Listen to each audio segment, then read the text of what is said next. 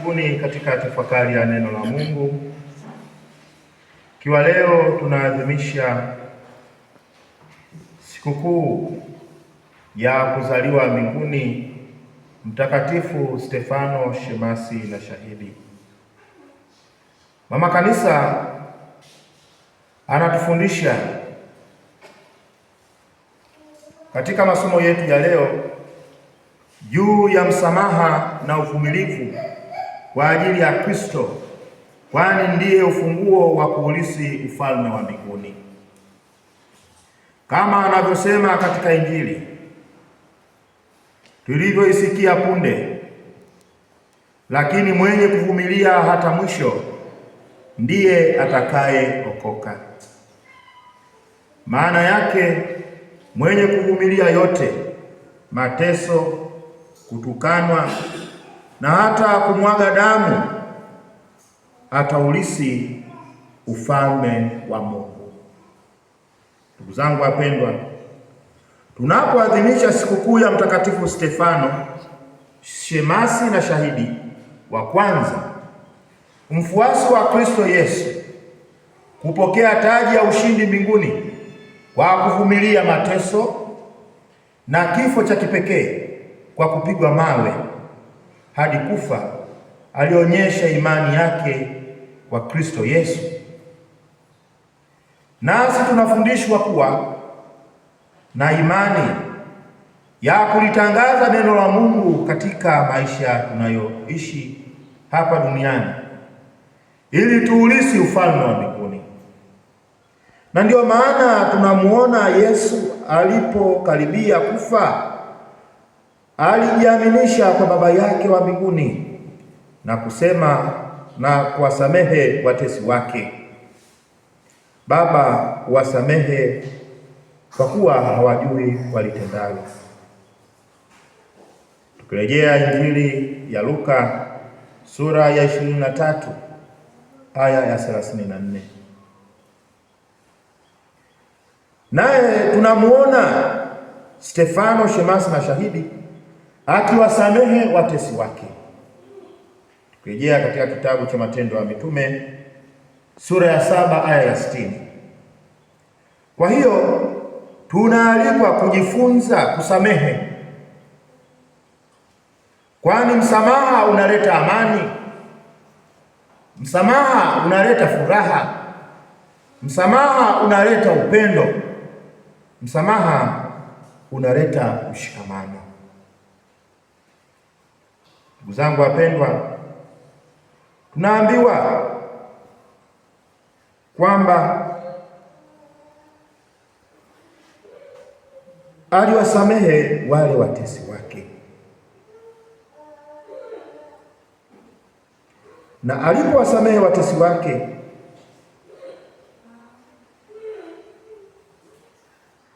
pale pale milango ya mbinguni ikafunguka. Kwa hiyo tunaalikwa kuwasamehe wale ambao wametuuzi katika maisha yetu, wale ambao wametendea mabaya katika maisha yetu. Na huyu Stefano Shemasi na Shahidi alipokaribia kufa alisema maneno haya: Bwana Yesu, pokea roho yangu. Tukirejea kitabu cha Matendo ya Mitume sura ya 7 aya ya 59. Ndugu zangu wapendwa, sala hii ni sawasawa na ile sala ya Bwana wetu Yesu Kristo alipokuwa msalabani akikata roho, akasema, Baba, mikononi mwako naiweka roho yangu. Tukirejea Injili ya Luka sura ya 23 aya ya 46. Ndugu zangu wapendwa, licha ya mateso aliyoyapata Mtakatifu Stefano Shemasi na Shahidi, lakini kwa imani kuu aliikabidhi roho yake kwa Baba. Na huu basi ni mwaliko wetu sote waamini kupokea kwa imani na matumaini ya kweli yale yote ambayo Mwenyezi Mungu ameyaweka mbele ya maisha yetu, yawe mema au machungu, tunaalikwa kuyapokea. Katika maisha ya mwanadamu kuna pande mbili, ndugu zangu wapendwa, yaani upande wa furaha na upande uliosheheni machungu mengi, mateso magumu mbalimbali ya maisha.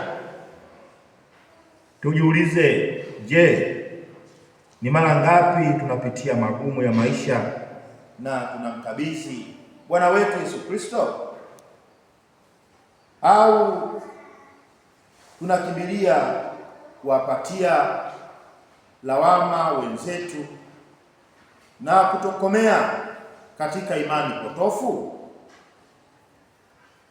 Je, tunamtumainia Yesu Kristo kama Mtakatifu Stefano? Ndugu zangu wapendwa, basi huu ni mwaliko kwetu sisi wanadamu kujiaminisha mikononi mwa Mwenyezi Mungu mwenye huruma na mapendo kwa watoto wake. Ndugu zangu wapendwa, msamaha na uvumilivu hurutubishwa kwa njia ya sala, kuabudu Ekaristi Takatifu na kujitenga kwa muda kutafakari neno la Mungu kwa kumwangalia Kristo Yesu, kama ilivyo kwa Stefano shemasi na shahidi aliyekuwa amejazwa neema na Roho Mtakatifu. Na tunaporejea katika kitabu cha Matendo ya Mitume ile sura ya 7 aya ya 55, kiasi cha kujiaminisha kwa Mwenyezi Mungu kwa njia ya sala akapata nguvu ya kuweza kukubali kufa shahidi. Tunaalikwa kusali bila kuchoka ili kumwomba Roho Mtakatifu atuongezee neema na paji la nguvu ili tuweze kusamehe kama Mtakatifu Stefano shemasi na shahidi alivyosamehe. Shahidi huyu ameurithi ufalme wa milele kwa kumfuasa Kristo Yesu, kwa kutoa msamaha.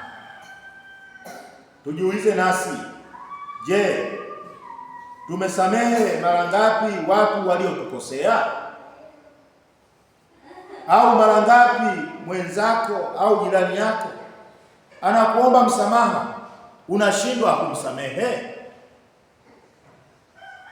Basi ndugu zangu wapendwa, tunaalikwa tuige mfano wa Mtakatifu Stefano shemasi na shahidi aliyewasamehe watesi wake.